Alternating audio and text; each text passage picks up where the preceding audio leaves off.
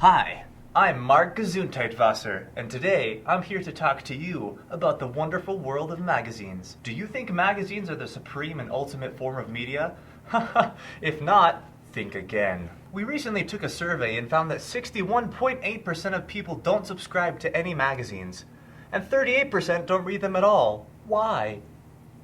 So that's why I'm going to show all of you great people why you should read more magazines. Let's go get some learning in the brain.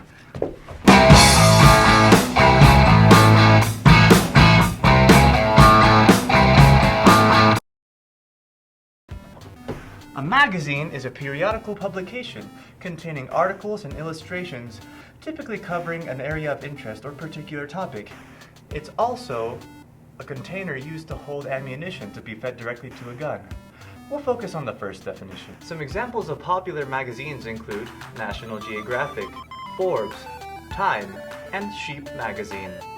Magazines are great because they cover all sorts of topics of interest, and if you're interested in something, chances are there's a magazine about it. Magazines also contain lots of great in-depth information, usually from professionals about the things they talk about. However, magazines, while informative, do have some competition from other forms of media. Let's take a look, shall we?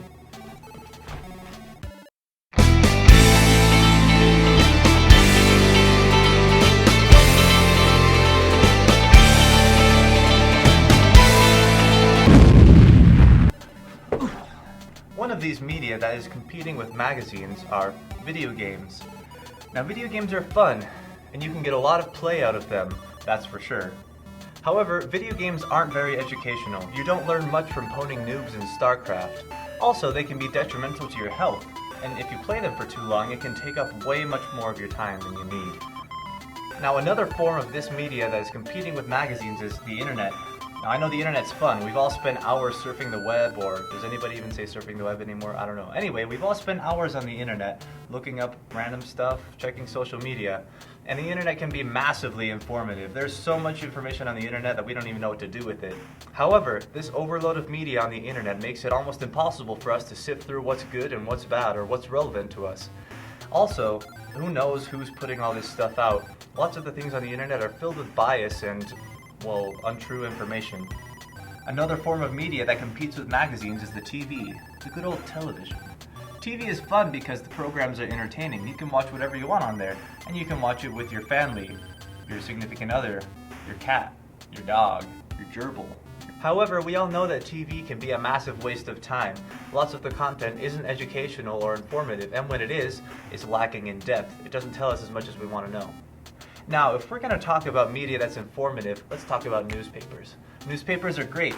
You get them every day. You get a wide range of topics in newspapers as well. You can read about all sorts of things going on in your community or in your country. However, newspapers have a downside as well. They can be really biased depending on which newspaper you're reading and reflect the opinions of people and not necessarily facts. Also, they aren't as in-depth as we'd like. Lots of times we get just the surface skimmed of the stuff we want to read in the papers. That's it. Like skim milk, not even tooth. So with all these other forms of competing media, is there any hope for the magazine at all? Some real magazine professional people give us their input. Let's take a look.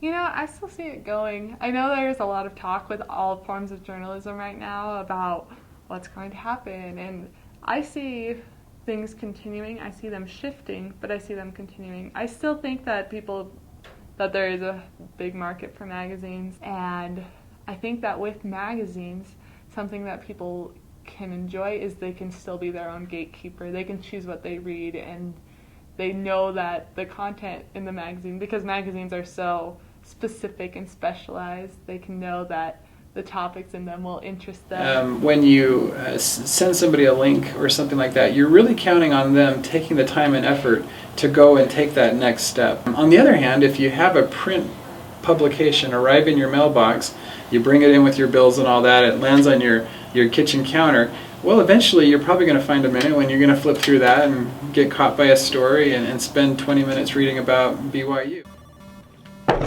So there you have it, folks. Magazines are dope. You should go read yourself some magazines because they are reliable sources of information that put tons of good stuff about your common interests right into that little paper thing, and there's some cool ads in there too. So go read them today.